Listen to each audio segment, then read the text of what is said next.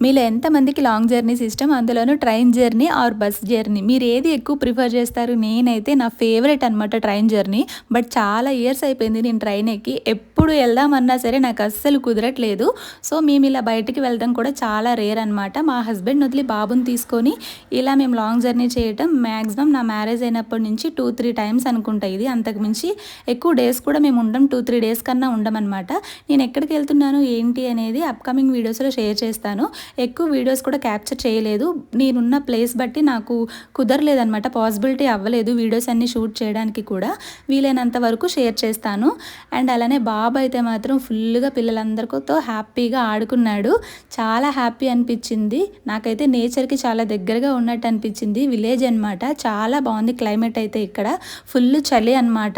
6 అవ్వడంతోనే చాలు చీకటి పడిపోతుంది ఇక్కడైతే. మీరెంతమందికి లాంగ్ జర్నీస్‌లో train journey or bus journey ఇష్టమో నాకైతే కామెంట్ చేయండి. మీరు మాత్రం వీడియో నచ్చితే ఒక చిన్న లైక్ ఇచ్చి సబ్స్క్రైబ్ చేసేసుకోండి.